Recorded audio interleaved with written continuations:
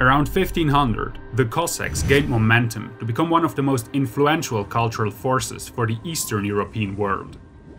They called the vast river systems on the outer edges of the Eurasian steppe their home. A wild region, full of dangers. A region without laws that really deserves to be called Wild East. By the time the Cossacks arrived there, this stretch of land had become political no man's land. Previously, it had been dominated by the Golden Horde, a remnant of the Mongol Empire, but the Golden Horde gradually lost power until it disintegrated completely at the end of the 15th century. This left a power vacuum over a vast area of steppe between the rivers Volga and Dnieper, which would soon become the home turf of the Cossacks. But the area was not uncontested. There were other, lesser, but still very powerful nomadic tribes who all saw themselves as the rightful heirs to the Golden Horde. Entering the political stage were the Kazan, Astrakhan and Crimean Khanates. Further north, however, another ambitious up-and-comer laid claim to the Mongol inheritance, Muscovy. This drastic change in the political landscape made the western part of the steppe into lawless territory. Out of the Eurasian steppe came nomadic raiders looking for all sorts of riches and treasures. Some of them are known as Tatars. Their prime target? Other humans, who could be sold with great profits on the booming slave markets of the Ottoman Empire. For the next 2 centuries, thousands of people would be captured by the Tatars and sold off as slaves. Filled with fright and fear, the people living near the steppe moved as far away as they could. But their long and slow columns of wagons were an all too easy target for the Tatars. Many of them did not make it, and those who did could not be sure they found safety, because the Tatar raids reached far into the heartlands of the states bordering the steppe. Muscovy and the Polish-Lithuanian Commonwealth were especially vulnerable because of their long southern borders, neither guarded nor protected by any natural obstacles. In 1500, Tatar raids reached as far as Brest-Litovsk. In 1505, they plundered Minsk, and in 1510, they even got to Vilnius. As late as 1571, the Tatars burned down much of the city of Moscow outside the Kremlin. Understandably, few people dared to venture into the steppe, the homeland of these fearsome Tatar raiders. This stretch of land became known as Wild Fields. Freebooters, adventurers and bandits moved out to make this land their home. This was the Wild East, and this was the world of the Cossacks.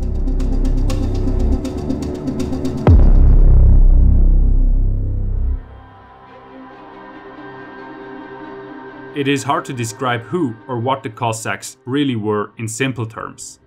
Historians have called them many things, both flattering and demeaning, from adventurers to national heroes to bandits and rebels. One thing, however, is clear. They were among the few daring people who chose to live on the dangerous frontier of the steppe. Some did so because of desire for adventure, independence and freedom.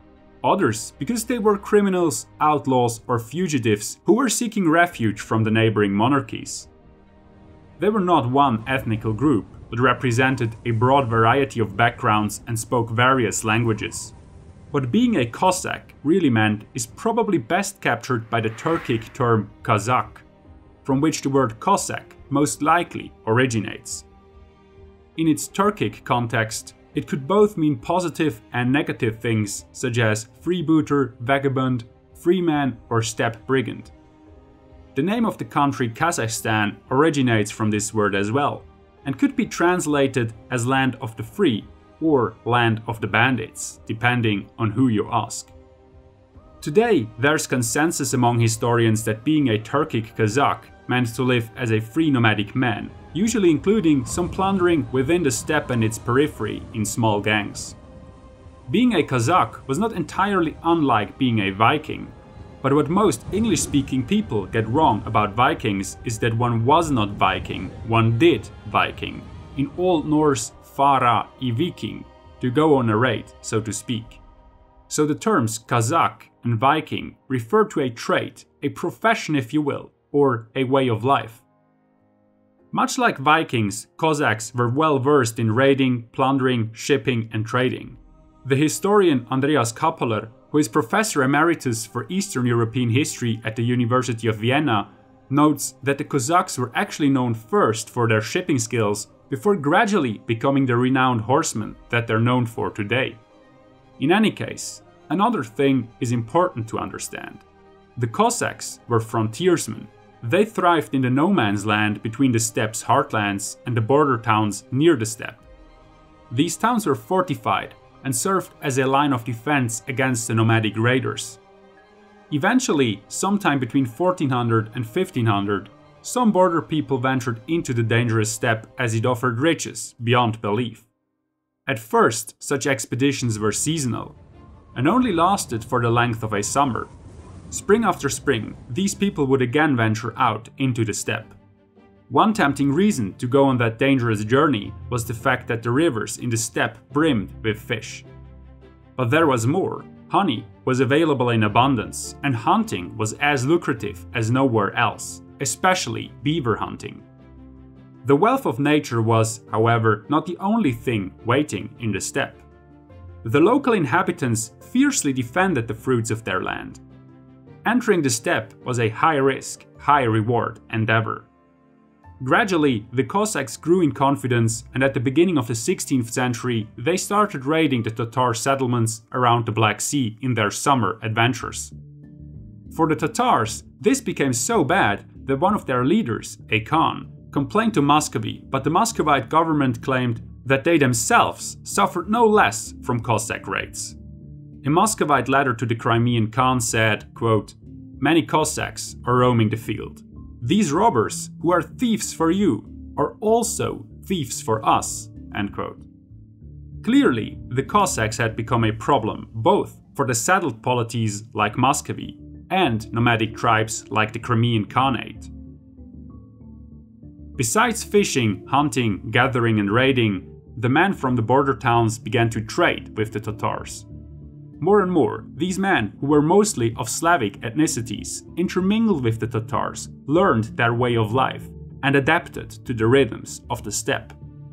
Part of this was naturally occurring while trading and having everyday encounters. Another major factor was that the Cossack societies, at first, were exclusively male.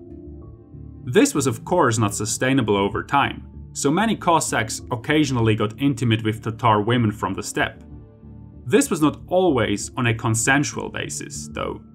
The Cossacks made use of an old tradition of the steppe people, the abduction of women from enemies. We don't actually know when and how women were introduced to the Cossack communities, but it is likely to have happened in the first half of the 16th century, once they had started raiding the surrounding nomadic tribes. Over time, the men from the border towns would start staying in the steppe all year, without returning home in winter. Why venture back to the towns where they had to deal with the corrupt elites, having to bribe them to do their business? The vast grassland of the steppe offered many possibilities, and the dangers of the steppe became more predictable once the man learned its way. This development created a new kind of frontiersmen who were completely comfortable with and adapted to the steppe. The trade of Cossack was gradually becoming a way of life. In the middle of the 16th century, the Cossacks began to set up more permanent structures on the periphery of the steppe. While still speaking many different languages and coming from a variety of ethnic backgrounds, they gradually began to see themselves as a distinct group of people. This self-perception was strengthened by the fact that the Polish-Lithuanian and Muscovite government also started to perceive and address them as one single group. They were impressed with the Cossacks' ability to withstand and even push back the Tatars, something both the Polish and Muscovites had struggled with for quite a while. As the Cossacks developed an identity as a group distinct from others, they built their first permanent strongholds, usually referred to as Cossack hosts, near the rivers Dnieper and Don. Situated just beyond the rapids of the lower Dnieper, this was the ideal location for such a fort.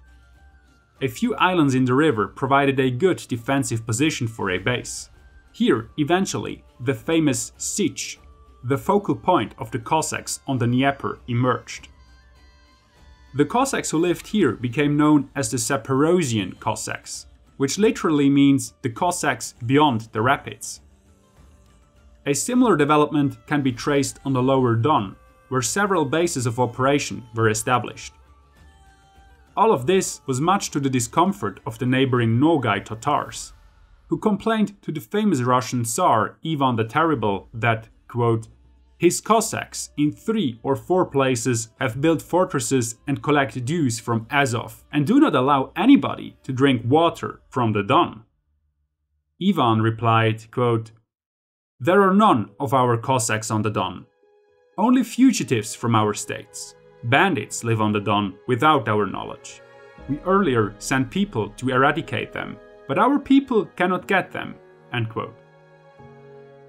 Fueled by the harsh reality of serfdom and increasing grain prices in Poland, Lithuania and Muscovy, more and more people joined the Cossacks. These unfree peasants fled in search of a better and free life in the steppe. So, Cossack communities popped up along the major river systems such as the Terek, Yaik and Volga. Poland, Lithuania, Muscovy and the Cossack hosts developed an ambivalent relationship.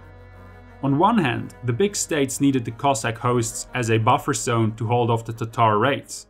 On the other hand, they were a constant source of concern, because these large states lost manpower with every serf leaving for a new life as a Cossack. However, the states hardly had the means to subdue the Cossacks, so they tolerated them. Occasionally, they even sent them weapons, money and food. Eventually, there were also attempts to create a register of the Cossacks, so their movements could be traced and they could be enlisted in case of military urgency. The states, however, only really intervened when there was an obvious clash of interests. For example, there was never a proper Cossack host on the Volga, because Muscovy needed to control this region themselves and thus did everything to keep the Cossacks out.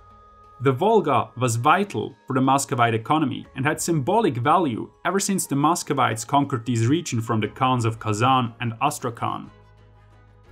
In other regions, for example around the Black Sea, Muscovy and the Polish-Lithuanian Commonwealth tolerated, even welcomed the Cossack expansion, as it was usually followed by intense military activity directed against their enemy, the Ottoman Empire. The Cossacks, unlike their Tatar counterparts, were well versed in all things gunpowder and soon established themselves as a force to be reckoned with on and around the Black and Caspian Seas. They raided Ottoman and Persian cities with their so-called chaiki. These were small and agile boats. No part of the Ottoman shore was safe. At one point, the Cossacks even raided the suburbs of Constantinople. Azov, Tsaritsyn, Astrakhan, Lvov, Bar, all mighty fortresses built to withstand the best armies of its time, were eventually captured by the Cossacks. The Cossacks, however, were more than mere mercenaries and daring warriors. Unlike the Turkic Kazaki, who had been somewhat ruthless in a territorial sense, the Cossacks claimed substantial areas around their hosts. In these territories, they created unique political structures. In stark contrast to all the surrounding societies, they were committed to democracy and egalitarianism in a quite radical way. It's no overstatement to say that they were passionately democratic and furiously opposed to any form of control through the surrounding states. They gathered in so-called krug or kolo, which means circle or ring. Here, they discussed all sorts of things and elected their leaders. Everybody had the right to speak. These gatherings were usually held annually. Officials were elected who governed the business of the host with the surrounding powers. Among the Don Cossacks, the leader was known as Ataman, among the Zaporozhians as Hetman, and their respective assistant was called Esaul. The election was probably done by acclamation, so whoever got the loudest cheers won. While the election was democratic in some way, in wartime the Cossacks followed the Ataman without any question. His power was absolute.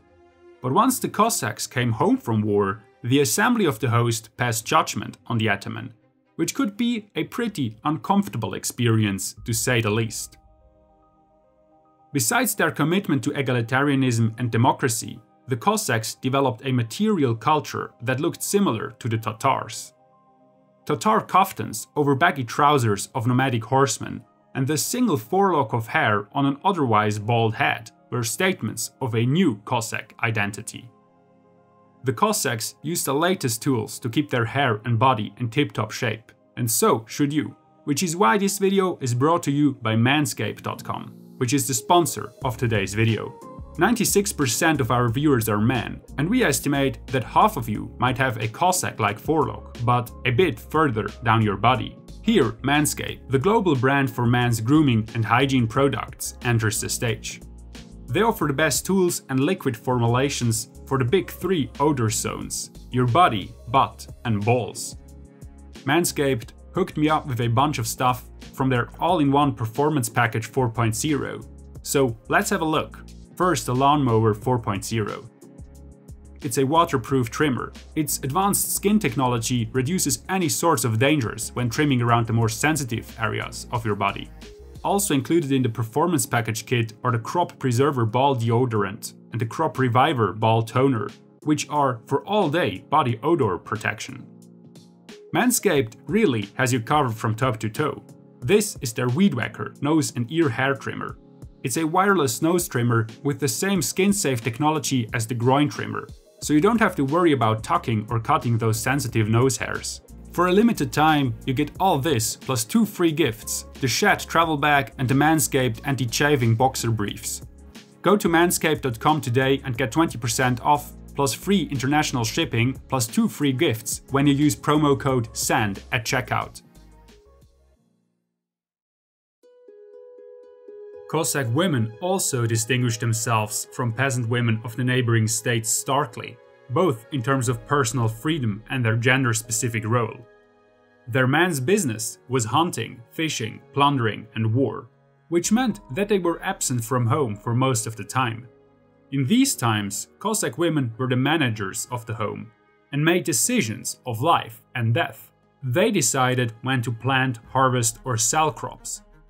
Cossack women were the head of the household, not only when their men were absent, but also when a husband had passed away. This is very unusual for pre-modern times, when usually such responsibilities were passed to the oldest son or some other male relative.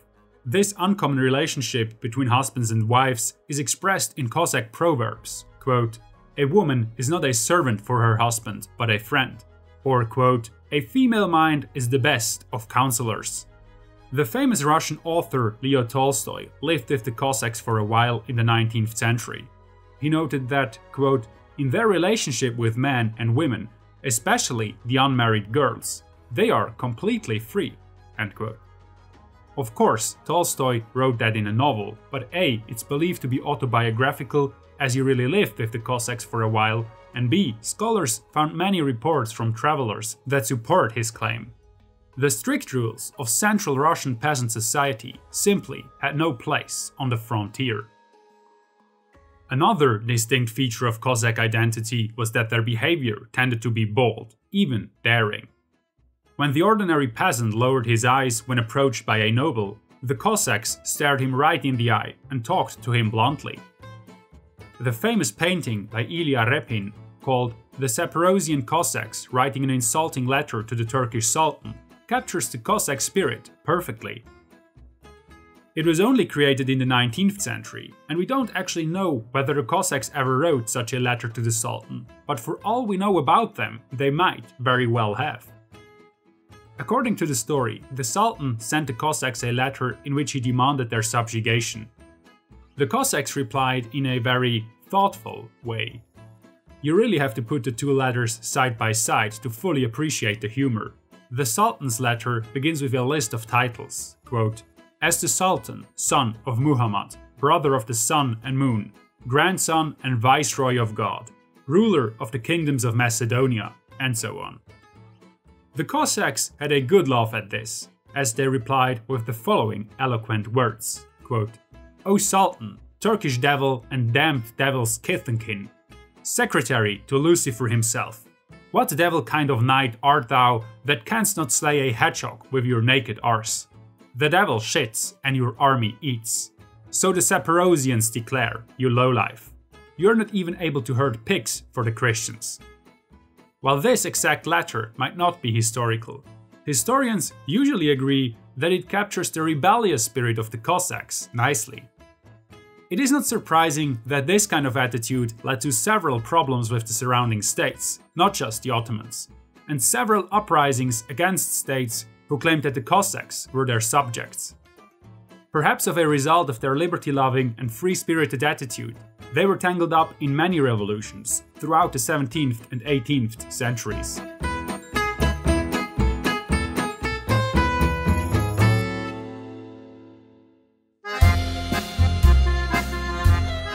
Many of the uprisings and rebellions in which the Cossacks were involved were of immense scale. For example, when Tsar Fyodor died without leaving a legitimate son to rule in 1598, the only possible heir was Dmitry, a child of Ivan's sixth wife. He was, however, not a legitimate ruler under Orthodox law. As to be expected, a struggle for power ensued, from which Boris Godunov, the Tsar's brother-in-law, emerged victorious. Soon after, Dmitry mysteriously died. The new Tsar, Godunov, was the first who tried to transform the Cossacks into loyal servants. He sent expeditions against them and executed many who kept disobeying him. Loathing Boris, the Cossacks were happy to hear that eventually a mysterious stranger declared himself to be Dmitry and claimed that he had miraculously escaped Boris's assassination. This man is known as the first false Dmitry. In 1604, the Cossacks rallied to Dmitry's cause, and by 1605, the pretender had risen to the throne of Russia. The Cossacks themselves had not only contributed decisively to this success, but over the next 9 years, they became the most important force in Muscovite politics. In this period, known as Time of Troubles, Muscovy saw another pretender who claimed to be Dmitry, other rulers attempting to gain power, and the city of Moscow being conquered by the Polish-Lithuanian Commonwealth. While the Don Cossacks and the Polish fought many fights in and around the city, the Muscovites eventually regained control. These events at the turn of the 17th century elevated the Cossacks to a position of a major player in Eastern European politics.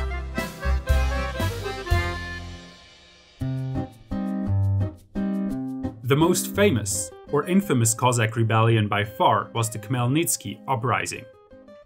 Khmelnytsky was a son of a Cossack who had served in the army of the Polish-Lithuanian Commonwealth. Khmelnytsky got into a conflict with a Polish aristocrat named Chaplinsky over a dispute about a woman and property. According to Shane O'Rourke, this is how the story went down. Chaplinsky forcibly took Khmelnytsky's goods and abducted his son and publicly flogged the boy in the marketplace. But this was still not enough. Chaplinsky attacked Khmelnytsky's manor and burned it to the ground, and wanted to arrest Khmelnytsky on a charge of treason. Khmelnytsky, however, managed to flee to the Zaporozhian Sich. Chaplinsky's actions underlined a trend of Polish nobles oppressing the Cossacks. This particular case clearly signaled that no Cossack was safe anymore, and in no way, shape or form protected from unjust attacks from the Polish aristocracy. This was the final straw. In 1648, Khmelnytsky was chosen as hetman and showed that he was not only a capable leader, but also a smart politician. Before any major battles had taken place, he made an alliance with the Crimean Tatars. Their combined army defeated the Polish-Lithuanian forces in two spectacular battles at Sovdy Vody and Korsun. Nobody really had expected this. Now, the Polish-Lithuanian peasants rose up in rebellion as well. The situation escalated quickly, and thousands of Polish nobles, Jews, women, children, and the Catholic priests were butchered, while many Ukrainian nobles and Orthodox priests chose the side of the Cossacks and supported the uprising. In 1649, Khmelnytsky moved to Kiev. A rebellion which had begun for personal reasons got a religious undertone here. The Orthodox Church made him their hero. From here on, Khmelnytsky saw himself as the defender of the Orthodox Christians. The Patriarch of Jerusalem even anointed him as a second Constantine, in reference to Constantine the Great. Given Khmelnytsky's first name, Bohdan, which means God-given. All of this sounded like a prophecy had just come true. Given these circumstances and the fact that the Polish had, by now, lost many battles, the Polish king was pressured into signing a contract that gave the Cossacks the right to create a state for themselves, called the Zaporozhian Hetmanate. But without solid alliances, the Cossack state was at risk, especially when the Crimean Tatars resigned from the alliance. Since the Ottomans were unwilling to ally themselves with the Cossacks, they looked east to Moscow. This was the origin of one of the most controversial diplomatic treaties of Eastern European history, the Treaty of Pereyaslav. Why is it so controversial? Well, because on one hand, we don't really have access to all the documents anymore. For example, the original treaty itself is lost. Only later drafts, communications and the like are still accessible. Some documents that would still exist are said to be in the archives of Russia, concealed to this day, allegedly because of an order from Lenin not to disclose them, but that might be a myth. Besides that, the treaty is used for today's politics, which always makes historiographical work harder than it could be. Today, the question is whether Ukraine is autonomous or part of Russia, a topic that is still fought over in the contemporary Crimean conflict. Opinions inevitably differ on this topic, as both Ukraine and Russia have strong national narratives that want to see one or the other as true. In any case, one thing is clear. At the time, the newly formed Hetmanate came under Russian protection, or rule, depending on which narrative you follow. Back in the 17th century, this development already angered some political players, specifically the Polish-Lithuanians. Because the Commonwealth had never given up on their claim to Ukraine, a war between the Commonwealth and Russia broke out. Only in 1667 did active warfare cease, and almost 20 years later, in 1686, a peace was agreed upon. Consequently, the Hetmanate was split in an eastern section under Polish rule and a western section under Russian rule. While the western part, under Russia, retained some freedom, the eastern part under Polish rule was quickly abolished in 1699. Only the Zaporozhian Sich remained its autonomy. The eastern part of the Hetmanate existed until 1709, when they allied themselves with the Swedes and fought the Russians at the Battle of Poltava. The Swedes lost, and the Hetmanate had to live with the consequences of having chosen the wrong ally. The Zaporozhian Sich was destroyed, and the Hetmanate became a puppet state under Russian rule. In contrast to the Zaporozhian host, the Cossack host further to the east continued to thrive under Russian rule. But from the Tsar's perspective, this was not always a good thing, because most of the rebellions and uprisings had their origins in the Cossack territory along the Don, Terek and Yaik. Let me introduce you to one of the most famous Cossack troublemakers and radicals. Meet Stepan Razin, a successful privateer, pirate, brigand and charismatic leader. Razin rose up against the Russian establishment in 1670. It's not entirely clear what Razin took issue with exactly. Some historians, such as Shane O'Rourke, mention that he might have had personal motives, because his brother had been executed by some official of the state. Whatever his personal reasons, many followed him because they were unhappy with the political system in Tsarist Russia at the time. They might not have taken issue with the Tsar himself, but certainly with the boyars, the land-owning nobles. These nobles controlled a lot of serfs and were thus not exactly popular with Russia's peasants. When, in addition to this, the Orthodox Church increased its effort to convert the pagan part of the population, boiling tensions erupted in unrest. Razin's first act of defiance was a raid into the Caspian Sea in true Cossack fashion. This area mostly belonged to Persia at the time. Razin was not to go plundering in a silent fashion, but let it be known that he would lead one of the biggest raids ever. The Muscovite officials tried to stop him, but failed in the end, because the local elites along the Volga were quite happy to finance Razin as long as he would bring back some valuable Persian plunder. Soon afterwards, Razin and his men plundered their way along the Persian cities in modern-day Iran, Kazakhstan, Azerbaijan and Turkmenistan. Razin's raid into Persian territories gives us some examples that make clear what the Cossacks were really like. After sacking Baku, Razin and his men went on a drinking binge that lasted for a whole week. A Dutch mercenary wrote in his journals, quote, "They drank till they were all besotted." In the meanwhile, the Persians had drawn down several companies and all of a sudden fell on this rot and made a slaughter that the 12th part or little more were left alive. End quote.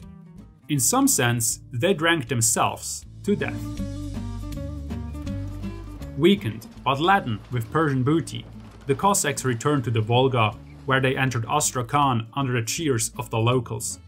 To them, the Cossacks were the living embodiment of freedom. To the ruling class, they were a tool to get hold of some Persian riches. Razin and his men rested in Astrakhan for 6 weeks. In this time, they built up a following among the urban poor before they eventually left the city and returned to the Don. Normally, a Cossack army would disband when arriving back home, but Razin held his men together. After a long winter, the Russian government finally reacted and sent an ambassador to Cherkassk, telling the locals that they had to deal with Razin themselves. Razin heard of this, wrote to Cherkassk, accused the ambassador of being a boyar spy, killed him, and in doing so started a revolt. This went quite well for Razin. His army eventually conquered Tsaritsyn, modern-day Volgograd, formerly known as Stalingrad, and shortly after took Astrakhan. From Astrakhan, Razin moved up the Volga, but failed to go beyond Simbirsk, where the Simbirsk Kremlin repelled the Cossack storm assaults over and over again. When a relief force closed in, Razin attacked an open field, but the battle was indecisive. He now knew he had to act quickly, and decided to try his luck one last time with the defenses of Simbirsk. But the Cossacks simply branded against the defenses. Unable to overcome them, they had no other option than to retreat. But the retreat was badly coordinated. Chaos erupted and many of the Cossacks were slaughtered while trying to reach their boats on the Volga. Later on, Razin faced another Cossack force in battle, who was loyal to Moscow. In this fight, Razin was eventually captured. These loyalist Cossacks were from the old Cossack elite, which had formed over time. The Cossack life had changed a great deal though. Its central principles of egalitarianism and equality had long been a thing of the past. Power and status could now be easily achieved with an alliance to Moscow. The old freebooting way of the Cossacks was no longer the only way of life. By the mid to late 17th century, some Cossacks were poor, others extremely rich and influential. Razin's following mostly consisted of the poor people, sometimes called naked ones, referring to their poverty. The rich Cossacks who captured Razin had left the old ways behind. This became apparent when they broke an old Cossack rule. Z Dona niet vydache.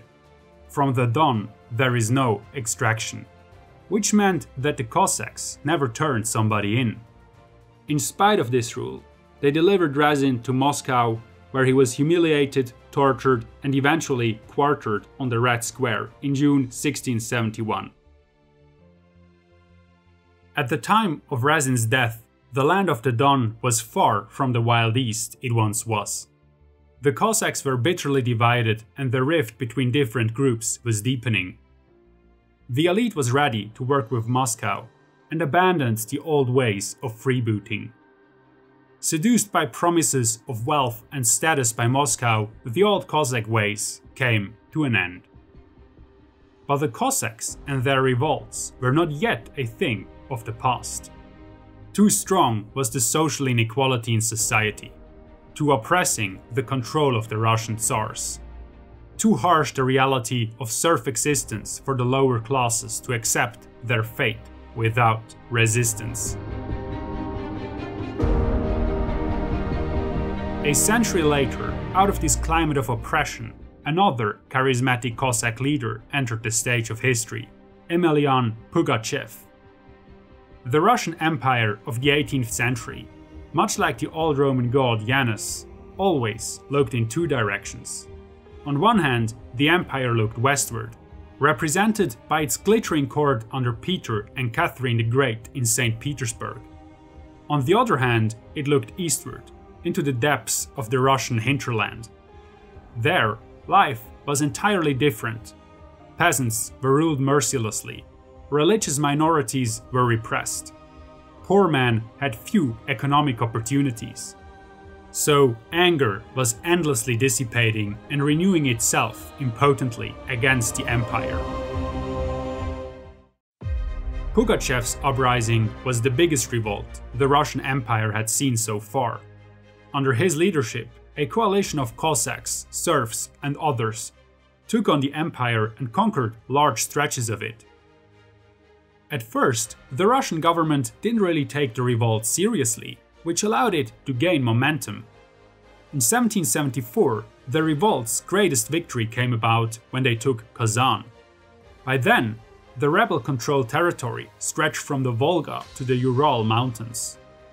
But still in the same year, the tide turned as the Russians dispatched some proper armies against the Cossacks and started to take the threat seriously. When the two armies clashed at Tsaritsyn, Pugachev's men suffered a crushing defeat. 9,000 to 10,000 were killed in battle. In the end, Pugachev was betrayed by his own men and delivered to Moscow, where he was interrogated. However, the Russian Empire was in a bad place in 1775. A war with the Ottomans, plague and poverty wore hard on both the Kremlin and the people. Because of the empire's weakness, the spirit of the revolt was still afoot, even though their leader, Pugachev, had been captured. During the interrogation, Pugachev was asked how he, a lowly criminal, could have dared to proclaim himself a sovereign of a state. Pugachev played with the similarity of the Russian word for criminal, vor, and raven, voran, and wittily answered, quote, "I'm not the raven, only his offspring. The raven himself is still flying." End quote. In any case, the offspring of the raven was beheaded and dismembered on the 21st of January 1775.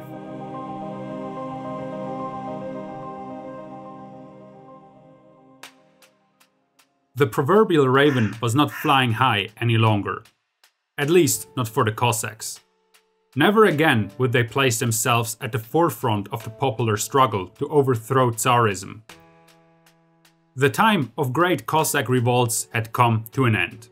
The Russian government punished them decisively and stated a deterrent example. The Yaik Cossacks' name was expunged from history. They were renamed to Ural Cossacks. Their capital, Yaitsk, became Uralsk. Similarly, the Zaporozhian host was surrounded by imperial forces, bombarded and razed to the ground. Ironically, the empire realized that it still needed the Cossacks on the frontier and recalled them to the empire, but their host was renamed to Black Sea Host. Moreover, all ataman were stripped of their former power and assisted and partly supervised by 6 government officials. Subsequently, free elections were impossible and the Cossack title of Elder became inherited, de facto creating a noble class among the Cossacks, which was tied to the central power in Russia. Even if some of these reforms were reversed over the course of time, the raven flew no more. The old Cossack lifestyle had ended. As soon as the empire had tamed the Cossacks, it put them to work for its own benefit. In the many wars of the Russian Empire in the 19th and 20th centuries, the elite skills of the Cossacks were harnessed by the Tsars and let loose against their enemies. As long as the Tsar existed, the formerly free-minded and independent Cossacks did loyally serve him. Cossacks served in pretty much every war the Russian Empire was involved in. 2 conflicts in particular brought them to the attention of Western Europe: the 7 Years' War and the Napoleonic Wars. Within the context of these wars, Cossack troops made it to Berlin in 1760, to Zurich in 1799, and to Paris in 1814, where their wild appearance caught the eye of Western onlookers. The Napoleonic Wars in particular made the Cossacks famous in the West. When Napoleon invaded Russia, they were vital in executing Russia's scorched earth policy, by destroying any possible source of food in the way of the invaders. This meant that the French needed long supply chains to bring food and other resources to the front. This supply system was again an easy target for the Cossacks. Again and again, the French were taught lessons in small war operations, and with time, the Cossacks gained quite the reputation. Napoleon himself is credited of having said, quote, "If I had only 10,000 Cossacks, I would have conquered the world." End quote. An understandable statement, as the Grand Army failed and was butchered by the Cossacks on their long way back home. So even though the times of the Cossacks as revolutionary, free-spirited, autonomous outlaws were over, the Cossacks were alive and well in the 19th century. In fact, Russia created 7 new Cossack hosts beside the old Don, Terek and Ural hosts. It is this portion of history that shaped many popular images of Cossacks. Dressed in fur-lined cloaks and a papaka, a distinctive tall fur cap, armed with pistols, spears, muskets, upright on horseback. This is how Cossacks are probably best known nowadays. During this time, the Cossacks were seen as a special societal class. Their men were required to serve in the Russian military, first for 30 years, and then this mandatory service was shortened to 20 years. They had to bring their own horse, spear, saber and uniform, but in case of a conflict, received a musket from the government. In return, they received a patch of land to call their own. In the 19th century, the descendants of once revolutionary leaders fulfilled policing and military duties in the name of the Tsar. In the First World War, about 300,000 Cossacks were enlisted in the Russian army. The once free raven had become the Emperor's iron fist. However, once more they found themselves on the losing side. When the Bolsheviks had taken over Russia and were establishing a communist regime, the Cossacks were seen as loyal to the Tsar and therefore enemies to the communist cause. Indeed, many of them fought for the Tsarist side in the Revolutionary War, but by far not all of them, and some of them changed sides during the conflict. Nevertheless, the Cossacks at large were seen as a potential danger and were systematically eliminated. Some managed to flee to the neighboring countries, and many were caught and killed by the communists. After Russia withdrew from World War I on the 22nd of December 1917, the Council of People's Commissars effectively abolished the Cossack estate by ending their military service requirements and whatever privileges they had had. The Bolsheviks embarked on a genocidal policy of de-Cossacization, intended to end the Cossack threat to the Soviet regime.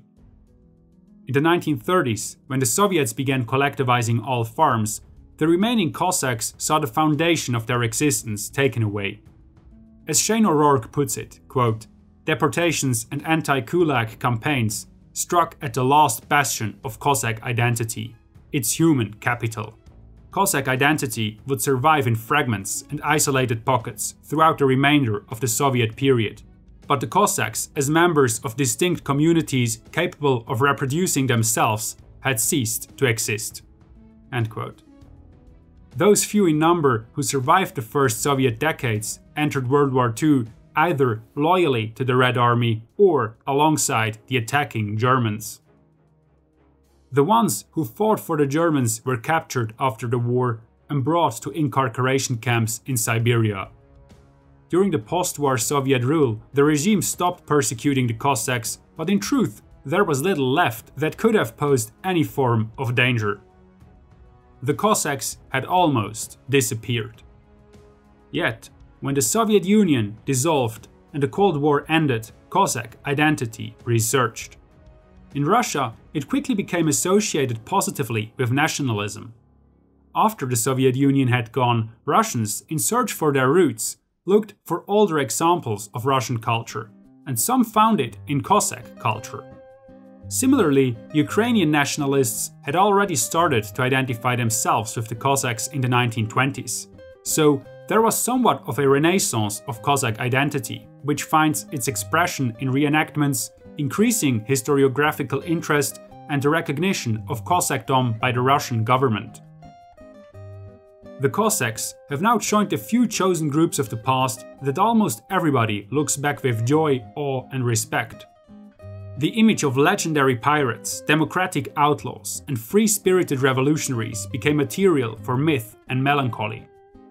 Much like many people today idealize the Wild West, the Wild East and its Cossack inhabitants have become part of a collective memory and point of reference for modern identities in Russia and Ukraine.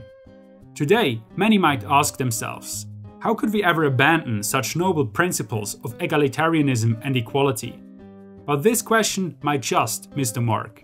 The circumstances that shaped life on the border of the Eastern Steppe were radically different from today, or even from the central regions of Russia or Poland-Lithuania. Consequently, the corresponding societies differ drastically from those of the steppe frontier. It simply made no sense to live like in the surrounding monarchies. Ultimately, the study of history is not merely the study of the past, but the study of change. So instead of contemplating the loss of a romanticized past, we should use the past as a reservoir to understand change in our own time and think about what circumstances make our society what it is today.